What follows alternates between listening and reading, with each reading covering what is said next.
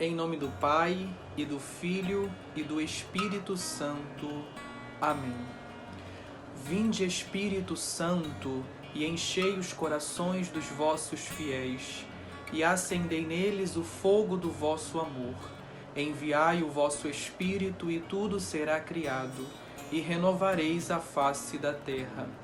Oremos.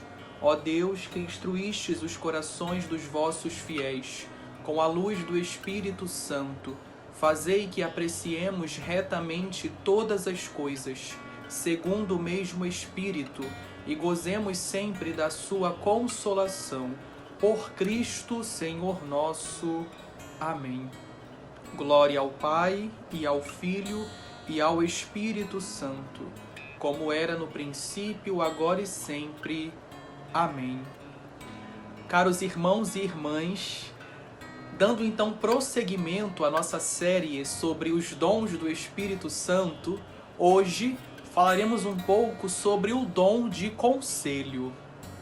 Antônio Royo Marim vai dizer que o dom de conselho é um hábito sobrenatural, pelo qual a alma, em estado de graça, sob a inspiração do Espírito Santo, julga retamente, nos casos particulares, o que convém fazer em ordem a um fim último sobrenatural.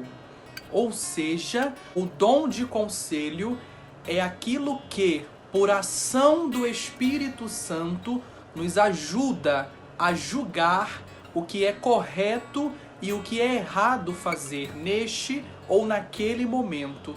Mas, falando deste modo, nós podemos pensar que o dom de conselho, que é um dom do Espírito Santo, pode estar muito relacionado com a virtude infusa da prudência, e de fato está. A virtude infusa da prudência é uma virtude especial, infundida por Deus, obviamente, no entendimento prático, para o reto governo de nossas ações particulares em ordem ao fim sobrenatural, ou seja, tanto o dom de conselho quanto a virtude infusa da prudência estão em ordem ao fim sobrenatural do homem, que é dar glória a Deus, é a glória de Deus. Por isso, nos auxiliará a agir de acordo com a vontade de Deus. A grande diferença está no fato de que o dom de conselho é o aperfeiçoamento da virtude da prudência. E no dom de conselho, de modo especial, recebemos um auxílio do Espírito Santo, que nos ajudará a agir de acordo com aquilo que é a vontade de Deus para as nossas vidas. O modo de agir, então, na virtude, digamos assim, é algo mais discursivo, é algo mais humano. Já no dom do Espírito Santo, no dom de conselho, é um modo de agir mais instintivo divino e até mesmo sobre-humano. É um impulso do Espírito Santo que nos ajuda a aperfeiçoar a virtude da prudência propriamente dita.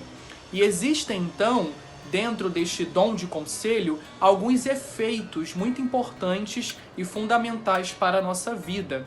O primeiro efeito do dom de conselho é a preservação do perigo de uma falsa consciência.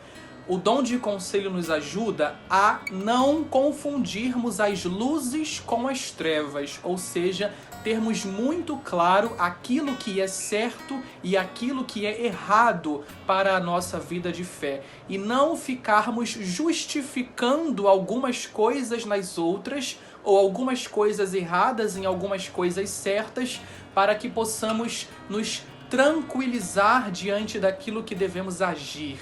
Não podemos confundir as luzes com as trevas. Somos chamados a ser filhos da luz em qualquer circunstância, em qualquer situação. Um outro efeito deste dom de conselho é a solução de situações difíceis e imprevistas. Por exemplo, o que acontecia com São João Maria Vianney, que nos confessionários atendia os seus fiéis e conseguia ter soluções acertadas, soluções seguras diante de diversos casos morais, por exemplo, que chegavam até ele. Isto porque o dom de conselho sobrepõe-se à própria razão natural.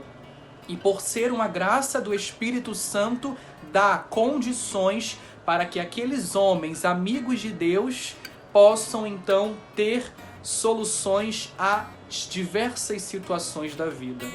Um outro efeito deste dom de conselho é a inspiração dos meios para governar santamente os demais.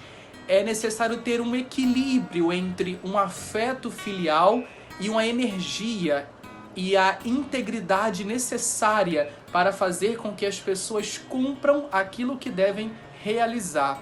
Principalmente aquelas pessoas que estão em uma função de governo.